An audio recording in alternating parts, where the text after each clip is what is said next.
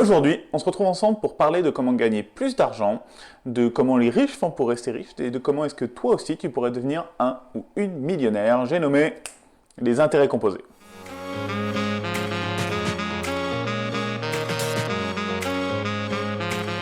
Donc les intérêts composés, qu'est-ce que c'est? Les intérêts composés, c'est une notion de mathématiques que tu as vue normalement en première et qui s'oppose aux intérêts simples. Les intérêts simples, c'est ceux auxquels tu es confronté le plus souvent. Les intérêts simples, c'est ce que tu as par exemple sur un crédit. Ça veut dire que tu payes tes intérêts uniquement sur ton capital et tu payes les intérêts tous les ans sur le capital uniquement. Donc si tu empruntes 1000 euros, que tu es à 1% d'intérêt sur ces 1000 euros, tous les ans tu vas payer 10 euros d'intérêt. Ça va être constant sur toute la durée du prêt. Okay. Les intérêts composés, eux, ils se distinguent dans le sens où tu vas gagner des intérêts, quand tu fais un investissement, tu vas gagner des intérêts sur les intérêts que tu as gagnés précédemment. Donc on imagine que tu investis 1000 euros à 10% de rendement. Tout au long de cette vidéo, je vais prendre 10% de rendement parce que c'est plus simple pour faire les calculs, mais la probabilité que tu aies 10% de rendement certaines années et même sur de nombreuses années est très peu probable, mais on va le prendre 10% pour l'exercice, pour que ce soit plus simple et plus clair à expliquer. Donc on imagine que tu vas placer 1000 euros à 10% de rendement. La première année, tu vas gagner 100 euros sur ces 1000 euros, donc tu vas finir ta première année à 1100 euros. La deuxième année, tu ne vas pas gagner uniquement 100 euros, tu vas gagner 100 euros pour les 1000 euros de ton capital, mais tu vas aussi gagner 10 euros pour les intérêts sur les 100 euros que tu as gagnés l'année précédente. Et donc du coup cette année-là, au lieu de gagner juste 100 euros, tu vas gagner 110 euros. Donc du coup ta première année, tu vas avoir 1100 euros, la deuxième année, tu vas avoir 1210 euros, et ça va continuer comme ça, et les intérêts vont venir se rajouter sur les intérêts précédents, et vont prendre en compte dans le calcul des intérêts, les intérêts que tu as déjà gagnés auparavant. Tant que tu les laisses sur le compte, évidemment. Et donc, du coup, la première année, c'est 1100, la deuxième, c'est 1210, la troisième, c'est 1331, la quatrième, c'est 1464, et ainsi de suite, et ainsi de suite, et ainsi de suite, et ainsi de suite. Et donc, du coup, la courbe, en fait, est exponentielle. Les intérêts composés, c'est que ça donne à ton patrimoine une courbe exponentielle, tant que tu ne touches pas à ton patrimoine, évidemment. Donc, par exemple, on va prendre, pour illustrer ça, c'est plus lisible sur des courbes.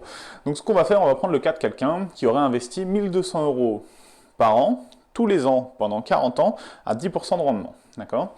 Ce qu'on va voir, c'est que la courbe de l'investissement, de l'effort d'investissement de cette personne-là, elle est droite, c'est une ligne. Donc, puisque tous les ans, il investit toujours la même somme. Donc la première année, il investit 1200 euros, la deuxième année, il investit 1200 euros de plus, donc il a 2400, ensuite 3006, 4008, ainsi de suite, ainsi de suite, ainsi de suite. Et vu qu'il fait ça pendant 40 ans, il arrive à 48 000 euros d'effort d'investissement à la fin. Cette personne-là aura placé 48 000 euros. Mais ce qu'on voit sur les intérêts, en fait, sur la courbe de la valeur réelle de son patrimoine, grâce aux intérêts composés, en fait, on voit que cette courbe-là, elle explose. En fait, au bout d'un moment, au début, elle colle à peu près à la courbe de son investissement, mais en fait, assez rapidement, on voit que la courbe, elle explose. Elle monte, elle monte, elle monte, elle monte, elle monte, et en fait, on se rend compte qu'avec ces intérêts composés, donc à 10% d'intérêts composés tous les ans pendant 40 ans, on se rend compte qu'avec 48 000 euros investis, cette personne-là, elle finit en fait avec 531 000 euros sur son compte en banque. Et du coup, là, en fait, on se rend compte de la force des intérêts composés. En fait, ça fait travailler ton argent pour toi, et ça, plus tu le laisses longtemps, plus tu t'y mets tôt, et donc plus tu le laisses longtemps, et plus la somme que tu auras à la fin de ta vie, elle sera importante. D'accord ? Et du coup, quand tu es arrivé à 531 000 euros de capital, ça veut dire que cette année-là, 10% de rendement sur 531 000 euros, ça fait 53 000 euros. Donc on est sur des sommes qui commencent à être vraiment très importantes. Et donc ça, c'est la théorie. Mais dans la pratique, c'est vrai qu'on ne se rend pas bien compte forcément de la force des intérêts composés. Bon, quand on en parle, c'est pas forcément flagrant. Et moi, le jour où j'ai compris vraiment l'intérêt des intérêts composés et à quel point c'était une des notions les plus importantes que tu pouvais avoir en finance personnelle, c'est quand j'ai lu le livre de Dave Ramsey. Alors Dave Ramsey, pour ceux qui ne savent pas, c'est un gourou des finances personnelles aux États-Unis, c'est une des grandes voix des finances personnelles aux États-Unis, il a une émission de radio, il a plein de programmes, tout ça. Bon, il est très connu sur les finances personnelles aux États-Unis. Et moi, j'ai notamment commencé les finances personnelles par des vidéos de Dave Ramsey en découvrant un petit peu ce qu'il disait sur ces trucs-là.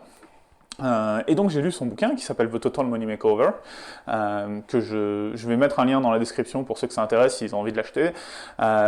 C'est un très bon livre, mais il est uniquement en anglais, donc il faut parler un petit peu anglais, mais c'est un très bon livre et c'est très intéressant. Et Dave Ramsey est quelqu'un qui pour le coup est au top sur les finances personnelles. Donc je mets le lien en description. Et donc Dave Ramsey, dans le bouquin, il prend l'exemple de deux frères jumeaux. Et il prend leur vie de 18 à 65 ans. Donc nous, vu qu'on est féministes, on va rajouter un frère et une sœur, parce que du coup, deux frères, je trouve que c'est un peu macho. Et vu qu'on est chauvin, on va les renommer. Dans le livre de mémoire, ils s'appellent Ben et Arthur, et nous, on va les appeler Jacqueline et André. Jacqueline et André, bien français, bien chauvin. Et donc Jacqueline et André, ils sont jumeaux, et ils rentrent dans la vie active ensemble à 18 ans. Jacqueline investit 2 000 € par an à partir de ses 18 ans jusqu'à ses 25 ans. Donc pendant 8 ans, elle investit 2 000 € par an et à partir de ses 26 ans, elle se dit bon, maintenant j'ai un enfant, j'ai une maison, tout ça, j'ai plus les moyens d'investir 2 000 €, mais je touche pas à ce que j'ai placé et du coup je laisse ce capital-là fructifier. D'accord ? Donc ils investissent tous les deux à 10%. André, lui, il se dit à 18 ans, il se dit moi je vais profiter de la vie avec ses premiers salaires, et il dépense tout, nanana, et à 26 ans, il se dit bon, il serait peut-être temps que je me mette à mettre de l'argent de côté moi aussi. Et donc du coup, il fait ce que Jacqueline faisait, ce que Jacqueline a fait pendant 8 ans, mais lui, il commence plus tard, il commence 8 ans plus tard, il commence donc à 26 ans.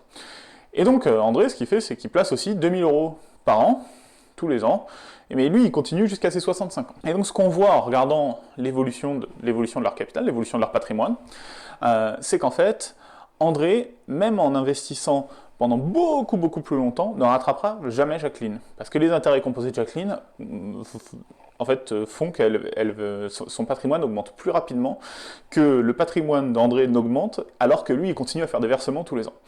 Et donc du coup, on voit qu'à la fin de leur vie, à 65 ans, donc pas à la fin de leur vie, mais à la fin de leur vie professionnelle, à 65 ans, Jacqueline a 1 138 000 € en banque, là où André n'a que 973 000 € en banque. Alors tu vas me dire que 973 000, oui, donc forcément c'est une belle somme. Mais ce que je veux dire, c'est que ce qui est important en fait, c'est de constater la différence d'effort d'investissement. Jacqueline, elle a investi que 16 000 €, et André, il a investi 80 000 €, et en fait, donc ils ont des efforts d'investissement qui sont complètement disproportionnés, genre il a investi énormément plus d'argent que ne l'a fait Jacqueline, mais du coup, jamais il a réussi à la rattraper. Et en fait, c'est là qu'on se rend compte de la force, et aussi de la puissance, mais aussi de la violence des intérêts composés, c'est-à-dire que plus tard tu commences, et plus t'es pénalisé, en fait.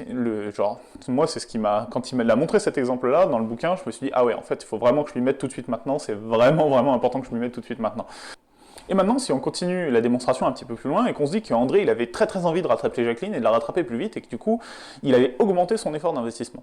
André, du coup, il se met à investir, en fait, 3 000 € par an, à partir de ses 26 ans, et ben en fait, on voit qu'il va quand même devoir attendre ses 41 ans avant de réussir à rattraper Jacqueline. Et que son effort d'investissement sera au final de 48 000 €, là où celui de Jacqueline n'aura été que de 16 000 €.